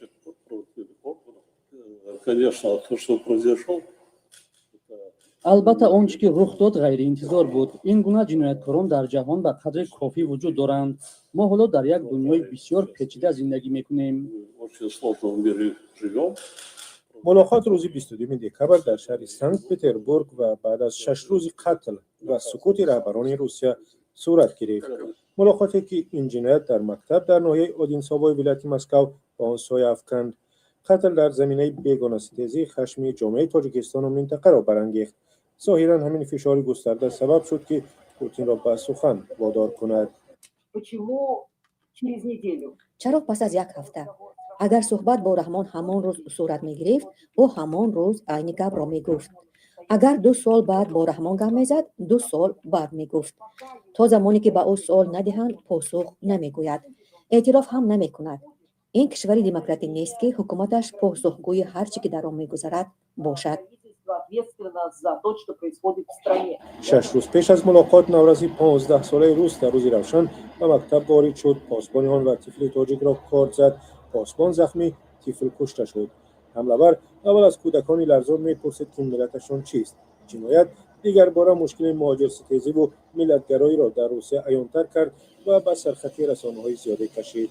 Трагедия в Одинцово – прямое следствие пропаганды насилия. فوجیه در ادینسو و پیامد روشن تشویق زورآوری و تحمل ناپذیری ملی و دینی است که سال اخیر مطبوعات روسیه دامن میزند و این تو به شووینیسم و بیگانه‌ستیزی آشکارا رسیده است. Российская пропаганда пропитана вся насквозь. سیاستی که به گفته یک کارشناس تاجیک در روسیه حالا به سطح دولتی رسیده به همه قشرهای جامعه اثر گذاشته است. سبب اصلی آنچه که اتفاق افتاد افزایش بیگانه‌ستیزی و نفرت به مهاجران در جامعه معاصر روسیه است. اگرچه در گذشته در روسیه بیگانه‌ستیزی در جامعه نسبتاً پنهان بود و در رسانه‌های علاهیده و سازمان‌ها تشویق می‌شد، ولی حالا به یک بخش سیاستی دولتی تبدیل یافته است. این ترکیب یعنی دولت و سازمان‌های غیر حکومتی و مطبوعات تحت حمایت دولت سبب افزایش بی‌سابقه نفرت به بیگانگان در جامعه روسیه شده است. هزاران نفر از کشورهای گوناگون در شبکه‌های اجتماعی به مادر قابلجان، دادر او و مردم تاجیکستان اظهار همدردی کردند. ماتم وسیع پوتین و رحمان را هم به سخن آورد. حالا مسئله که اینجا بسیار مهم است برای گفتن این مسئله ای است که یعنی رحمانوف حتی جسارت نکرد برای مردم خود یه حرفی در همینجا کنار بزنه. یعنی نگو که من از مردم بابت این غم همدردی میکنم و از مادر یعنی همدرد شریک همدرد همین مادر هستم. اصلا بیان نکرد. حتی ولادیمیر پوتین به خود جسارت کرد این حرف بگوید، از مردم تاجیکستان عذر بپرسد. این چیز همچون یک عملی تروریستی نامی. ولی خود امامعلی رحمانوف که پرزیدنت میشمرخشه برای تاجیکستان و تاجیکان همدردی بیان نکرد به همین مادر. یعنی یک زینه پایان نفرماد بگه که خیلی همینجا یک فرزند کشته شد. در یگان رسانه دولتی امروز در همدردی بیان نکرده. نه در سفینه‌اش، نه در نمیفهمم تلویزیون تاجیکستان، نه در سامانه پرزیدنت، نه در خاور، در یگان جو. اوخی این قضیه نباید همین گونه پیش برود. عیب است، شرم است، حیا است به والله قسم. این مسئله است که وقتی که ما میگیم که قضیه‌ای که ما اگر بخوایم تاجیکستان رو تغییر بدیم میتونه حکومت اگر بخواه همین است که اگر میخواد در همینجا از مردم همدردی بیان میکرد، اگر بخواه مردم به اور تامین باشن مرز را آزاد میگذارد و میگوید که هر کسی که آورد دیگر هیچ کسی در مرز برای اور یک مواد غذایی اولیه چیکار نمیکنه، پول پرداخت نمیکند. اگر بخواهد ساحه تجارت اقتصاد در بالا در تاجیکستان پیش برود با هر کسی که شرکت باز میکند امتیاز میتید و میگوید که برق تو با برق تامین میشی و هیچ وقت برقی اگر تو توجیری برقی و شرکتی به برق نمیموند، یک لینی مخصوص برای تاجرها پیشکش میکند و ده موضوع گوناگون دیگه ای است که ما میتونیم در همین مسئله ها سالها بشینیم صحبت کنیم و پیشنهاد کنیم. برای همین برادران و خواهران گرامی وقتی که ما قضیه رو بیان می‌کنیم ما از شما فقط می‌خوایم که فکراً بشینید با همون فکری خود کار بکنید و سوال و جواب کنید که در روزی که میتوانید یک انسان و یک شهروند رو بفهمونید فکری او را دیدی او را به تاجیکستان و آینده تغییر بدهید تا اینه که ما بتوانیم صف ما زیاد کنیم. وقتی که صفوفی ما زیاد شد مطمئن باشید که ما بتوانیم آینده تاجیکستان را تغییر بدهیم. شما فکر نکنید که امروز در تاجیکستان اگر دیگرگونی به میان بیاد این ملت دیگر به همین راهی که امروز به این بدبختی رفته به این بدبختی نمیرود. مطمئن باشید که با 4 تا چاپلوس دیگه میبرد از دنبال اون کسی که انقلاب میکند ته فلان ته بسمدان ته نمیفهمم جناب عالی ته بهترین ته روحانی ته فلانی با میسازش یا جناب امامعلی رحمانی فی دیگر. به خدا همین گونه میشود اگر من تو اینجا رو تغییر ندیم. انقلاب فکری از انقلاب اساسی از انقلاب فکری رخ میده. من اگر تغییرات وارد کردیم فردا هر کسی که در سر قدرت اومد اجازه نمیدیم و علاوه برای این انقلاب را ما انجام میدیم که نمیمونیم دیگرها در تاجیکستان چیکار کنن دیگرگونی را هر طوری که اونا میخواهن یعنی تاجیکستان رو با زور و فشار و ظلم بسازن اجازه نخواهیم داد، بلکه تاجیکستان رو با عقل با فکر روشن و با اون تکنولوژی جدیدی که میتواند آینده حکومت ما مردم ما و کشور ما پیشرفت کند بسازد و این با هماهنگی یکدیگر انجام داده می شود. با هماهنگی من و تو کسی دیگه این کار نمیکند. دیگر دولت نمیاد برای من و تو بسازد. هر کس منفعت میجوید. مثلا ما اگر که مثال میگیریم برق رو با کشور خارجی نفروشیم با افغانستان نفروشیم بگویم که مثلا امروز مثال میگیریم شکر در تاجیکستان از خارج میاد، ما اگر همین روز بتوانیم یک لینی جداگانه بسازیم، همون لینی جداگانه شرکت هایی که تجارت میکنن به برق تامین کنیم. ما بگیم که هر کسی که اگر همین اپاراتوری را که برای شکرسازی میاری دیگر ما همین ها را پشت لوس نمیگیریم بیاریشو به پل از گجوی میاری بیای شرکت بسازی به هر کسی که میخواد لبلبو در تاجیکستان بکرد برای شکرسازی مرحمت بیای ما در فلان جا برای شما آب مهیا میکنیم و شما این کار را بکنید. مطمئن باشید که کشاورز در تاجیکستان ریخته است و امکانیت فراهم می‌شود و هیچ وقت شما از خارج دیگه شکر نمیارید. همین گونه شما اگر بخواید روغن رو در تاجیکستان استحصالش رو زیاد کنید ارزان کنید شما باز به همین مردم رو بیایید و همین مردم همونقدر در تاجیکستان همین سیمچکر یا که همین افتومونگان هم قدر میشنونن که جهان زیاد میشود. صدا نیست برادرو؟ به نظرم صدا برادری ما کمک دیرتر گوش میکنن. صدا هست؟ یعنی شما میفهمید موضوع در کجاست. یعنی ما میتوانیم تاجیکستان یک کار کنیم حکومت اگر بخواه. پس ما و ته باید حکومت رو مجبور بسازیم که امکانیات ها رو بسازه. وقتی که این حکومت تواناییش رو نداره ما چرا باید برق رو در افغانستان بفروشیم وقتی خودمون در داخل نیاز داریم؟ شرکت های خودمون شرکت های تجارتی خودمون امروز به برق تامین نیستن. امروز تاجرای ما فقط به یک چی به یک مغازه به یک چیز عادی مشغولن. هزارها ساحه تجارتی دیگه است. مواد خام در تاجیکستان ریخته است. همین مواد خام ما به خارج می رود. همین مواد خام ما اشیای خام ما همش به خارج کشور می رود. در خارج ساخته می شود میاد در داخل تاجیکستان می فروشش. برای چی؟ برای که برق نیست، برای که امکانیت نیست، برای که آزادی نیست.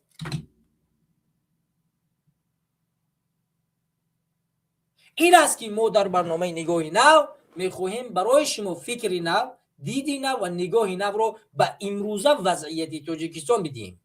تو اینه که شما از دیگر دید به تاجیکستان نظر کنید. از یک دیدی نوی، از یک نظری نوی، از یک فکری نوی به تاجیکستان نظر کنید که تاجیکستان میتواند یک کشوری پیشرفته در هر ساحه‌ای باشد. اگر من و تو بخواهیم، اگر شهروندای تاجیکستان بخواهند تو حکومت رو مجبور کنند. چون حکومت ناتوان است، ضعیف است و هیچ وقت این امکانیت رو فراهم نمی کند مگر اینی که من خودت این امکانیت رو در دست نگیریم و حکومت تغییر ندهیم.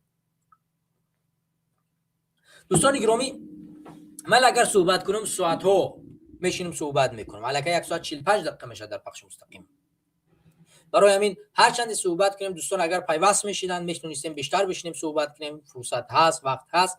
ولی حالا اگر دوستان بخوام پیوست شوند میتونم با برنامه پیوست شوند. لینک برنامه را بازم یک بار دیگر من در زیر کامنتاری هم میگذارم. استودیو باز است و اگر دوستان میخوان در همین موضوع فکر نظر خودشون رو بیان کنند ما 5 دقیقه که باقی میمونه و اگر دوستان فکر نظر داشته باشند میتونن وارد برنامه شوند و ما فکر نظر شما رو نیز میگیریم و ان شاء الله که کوشش تلاش میکنیم که در برنامه ان شاء الله همینه که صحبت کنیم و بیشتر باقی بمونیم و برنامه را طولانی دیم و شاید فکر نظر شما دیگرگون باشد و اون بتواند بازم یک فکری نوی رو به میان بیاره. برنامه نگاهی نو این به فکرهای نو، به نظریه‌های نو، براهای نو و پیشنهادهای نو نیاز دارد.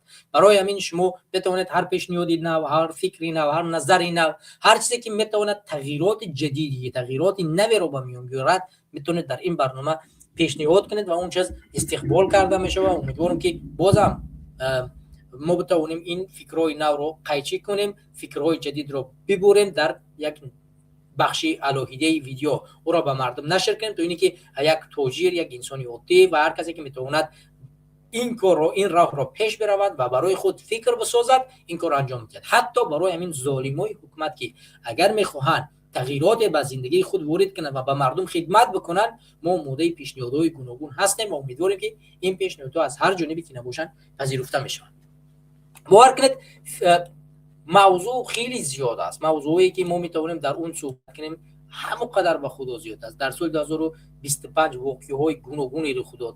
اگر ما حساب کنیم یکی پشت یکی بگذاریم همونقدر قضیه‌های رخ داد که میتونه سالها باشد.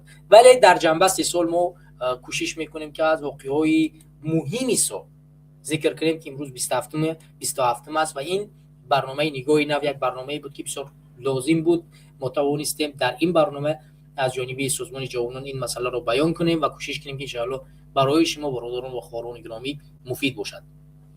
دوستان گرامی امیدوارم که این موضوعی که ما بیان کردیم مخصوصا در مسئله مرزبانان تاجیکستان که امروز در عوض یک بخشش از جان اونها، از خونبه‌های اونها میگذرن و گوش هر سربازی تاجیکستانی باید برسانند و مخصوصا سرحدبانان رو باید به گوششان برسانند که امروز شما باید بربخیزید و این کشور را از دست این ظالم انقلاب کرده بگیرید به زور، به فشنگ، به فشار، زیرا این حکومت هیچ گونه آمادگی برای دفاع از شما را ندارد و هیچ وقت از شما دفاع نمی‌کند، در عوض یک بخشش از جان شما میگذرد. این دو سرحدبانی که نو در همین جنگ کشته شدند، در همین زد و خورد بین طالبان و حکومت رحمانوف اصلا هیچ واکنش نشان نداد، فقط گفت یک بخشش بپرسید تمام، یک بخشش انتظار است از جانب افغانستان و این نوا را باید به تمام سربازهای تاجیکستان شما برسانید، به گوششان برسانید تا اینه که اونها درک کنند که امروز اونها نیاز دارن رو بگردانن به مردم و بیاین یک انقلاب کنن، حکومت رو به دست مردم بسپارند تا اینه که مردم بتواند حاکمیت خود را به دست بگیرد و آینده این کشور رو، این سرزمین رو بتواند با این سرحدبانان دفاع بکنند. دیگر وقت را طولانی نمیگیرم دوستان گرامی، شما رو به خدا میسپارم. امیدوارم که پروردگار همه شما رو تو برنامه بعدی در امانش نگهبان باشد. دو کانالی که از ما هست تاج میدیا و کانالی یوست تاجیکستان یا جوانان تاجیکستان، از شما خواهش میکنیم که در این کانال ها ابونه شوید، کامنتاری های بیشتر بنویسید، فعال باشید. فعال بودن شما میتونه به ما کمک کند که برنامه‌های گوناگون و رنگین بیشتر پیشنهاد کنیم و ان شاء الله که این برنامه‌ها برای مردم مفید باشند و ما بتوانیم با کمک یکدیگر ان شاء الله امینیم که بسیار خوب و نغز برنامه رو پیش بریم. دیگر وقتتون نمیگیریم، دیگر بچه‌ها رو پیوسته شدن، دیگر شما رو به خدا میسپارم. تو برنامه‌های بعدی پروردگار در امان و حفظش نگهبان تو باشد. خداوند همه شما رو حفظ کنه. السلام علیکم و رحمت الله و برکاته.